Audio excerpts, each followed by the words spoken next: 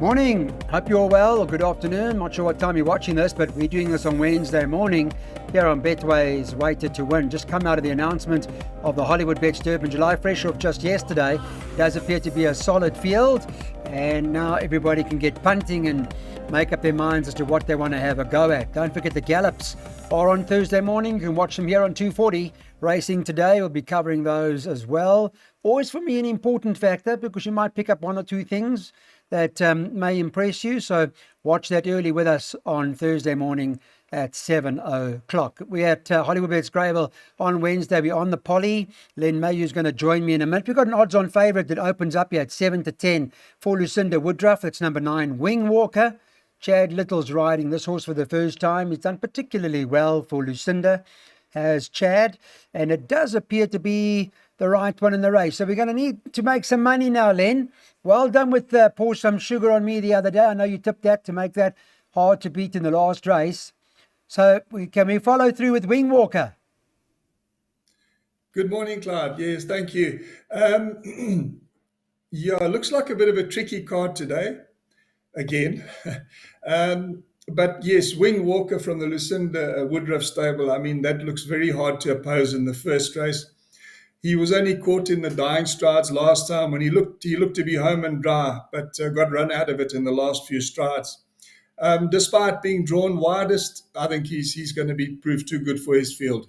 So okay. Banker in the bar pot. All right, so we'll start with that. Thanks, Len. Wing Walker, our banker, our player of the day, Chad Little riding him. And we're hoping that, he may be draw 9, but small field, get him over and let him wear them down and win.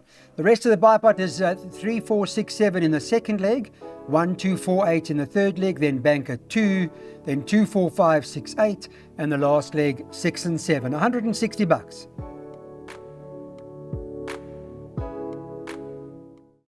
Okay, let's get on to the second race now. This is a maiden, but it's open maiden. That is a handicap type race over 1,200 meters. Should run at about 10 to 1. Betway on Wednesday morning for race number 2. We've got this horse Gorgeous Bomb top of the boards. Alison Wright and Gavin Larena team up here. They're 22 to 10 this morning. Number 7, Darasa, is the second choice at 4 to 1. 9 to 2 about number 6, Fantasy League. Number 5, Dancing in Denmark. So first timer, Wendy Whitehead and Calvin Habib. They price up at 6 to 1. Then that also KMV Retrovit is priced up around 7 to 1. And after that, in terms of the balance, like 2 Chicago less, you can get 12s. It's 12 to 1 and better about the balance. All right, Lenny, let's talk about Gavin Larena's ride. You like it? Clyde, Gorgeous Bomb keeps on disappointing her supporters. But today they've fitted her with the blinkers, and this could just do the trick. She was only a length behind Papillon Bleu, who came out of the maidens and won back-to-back. So that was a good run. I have lost a bit of faith in it. I'm covering her in the bar pot. It's if you look past her, it becomes a very open race. So I'm covering her in the bar pot, but I've decided to take a chance and bank her in the PA. I really don't see her missing a place in the PA. Shouldn't miss the first 3. Okay, well, with regards to Dancing in Denmark, that first time number 5, Wendy says, nice filly, but maybe green. In Len's PA is bankering the 4 by 1, 2, 4, 8, banker 2, then 2, 5, 6, 8, then 6 and 7, then 2, 5 and 9, then 1 and 5. 192 Rand is the cost of the place accumulator.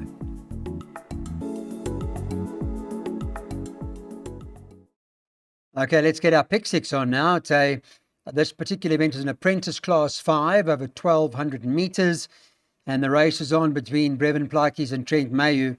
Interesting to see how that is all going to pan out. I see Brevin Plakes is now become the apprentice to beat. Well, Betway this morning, the third race, have got favourite from the Daryl Moore stable. Number 2, Quentasio, tops the boards, priced up at 7 to 2. 8, Purple Flower is joint favourite 7 to 2. Number 1, Heirloom, 4 to 1. Then the 7, Sky Velocity, who's Brevin Plakes' ride, by the way, is at 11 to 2.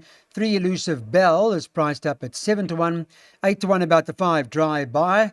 JC Buertis is riding, whom I rate quite a bit. JC, I think, is a good rider. And for Blush of Dawn is next in, who's priced up at around 10 to 1. They bet 12 to 1 and better, which is the horse like 6 Pink Diamond, being ridden by Trent Mayu, is the 12 to 1 outsider. Which one, yeah, Len? Clyde, it's a small field, but the form is very muddled. A lot of the horses have beaten each other. Quintasia's beaten Drive Bar's beaten Quintasia, Blush of Dawn's beaten them. It's so muddled. It's a kind of race, you run it 5 times, you'll probably get 5 different results. So I'm going wide in the exotics. I'm going to excuse Quintasia's last run. She's better than that. And I'll give her another chance. If I had to make an outright selection, I would choose Quintasia, but with not a lot of confidence. Yeah, one of those races. Okay, so the Appies take each other on. Len's not taking any chances. He's put the whole field. Banker 2 in the next race to come. That's one as who we're hoping will win for us in the following leg. Then 2, 4, 5, 6, 8 by 2, 3, 6, 7, 9 by 2, 3, 5, 6, 7, 9 and 1 and 5 at the back.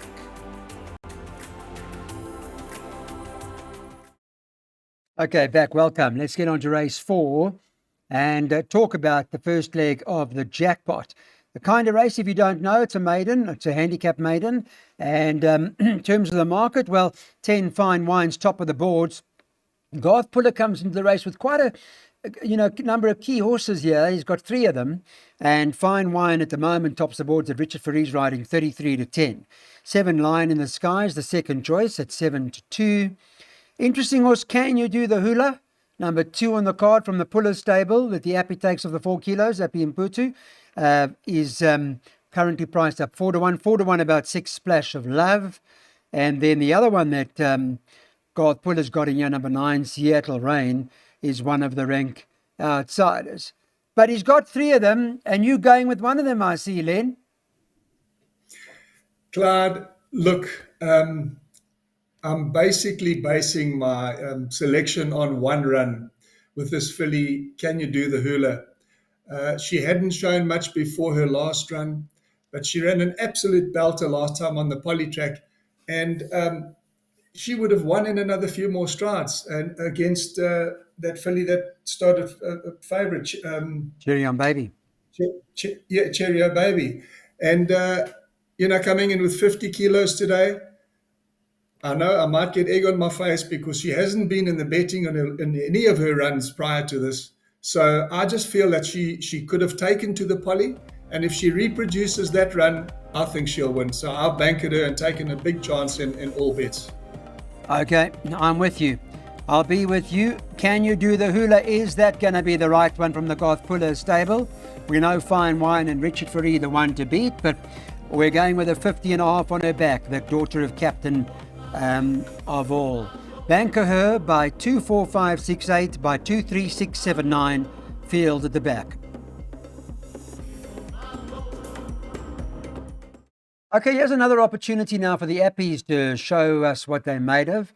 The Apprentice Race, it's a Class 5, so they are E division type horses. It's over 1,800 metres in a race like this. This morning with Betway, number 2, Spectacular. JC Buertus, I've made it known. I think he's going to be a very good rider in time to come. He's riding with a lot of confidence at the moment. Is the 5 to 2 favourite. 5 Shiny Bob, a second choice at 33 to 10. 6 Wave Warrior is 5 to 1.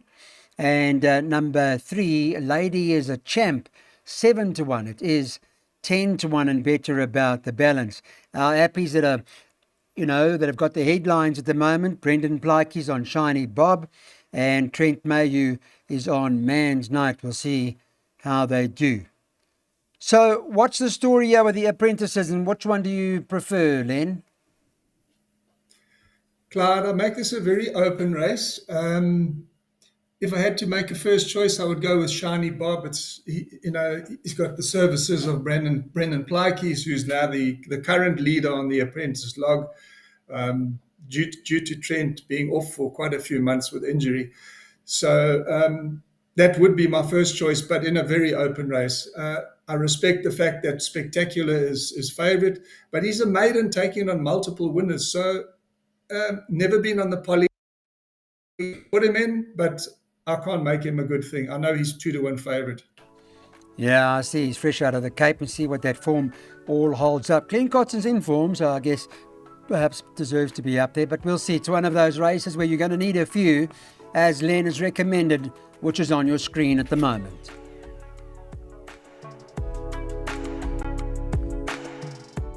This is a C Stakes over 2,000 metres, that is.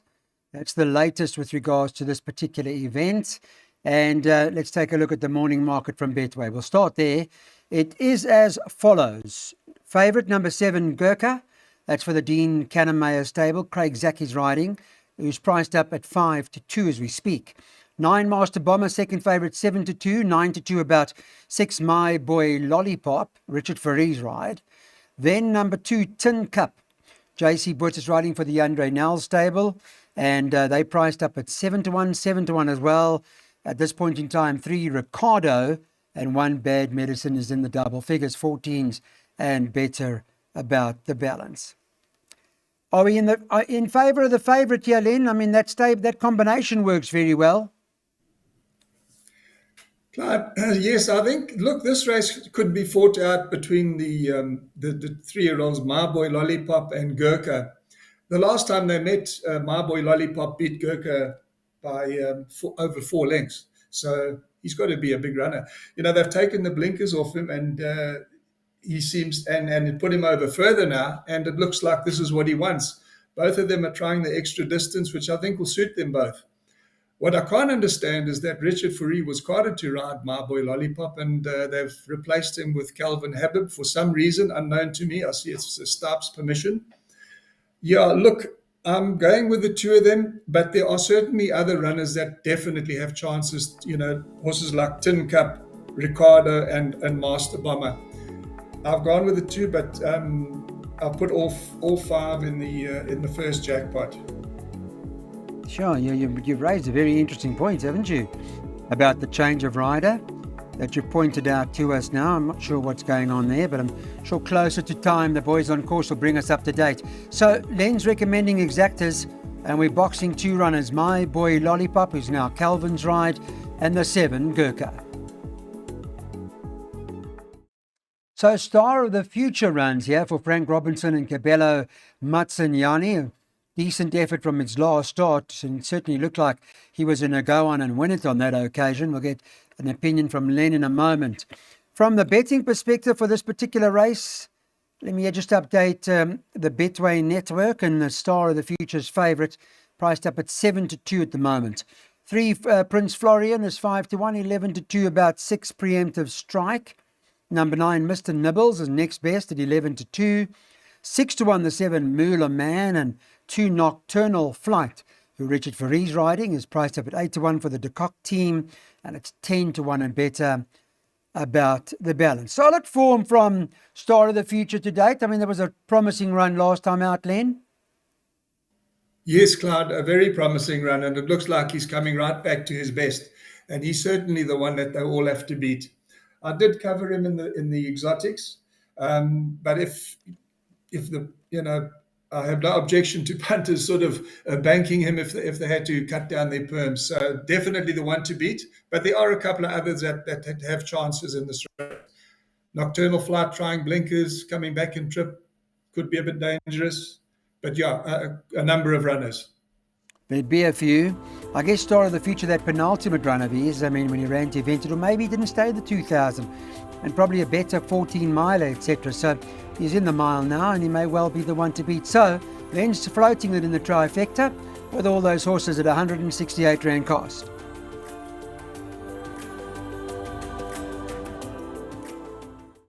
Okay, the last one to get through now, and hopefully we can make it work for us. It's a Class 4, and it's over 1,400 metres. The update from a betting perspective in the last race is as follows.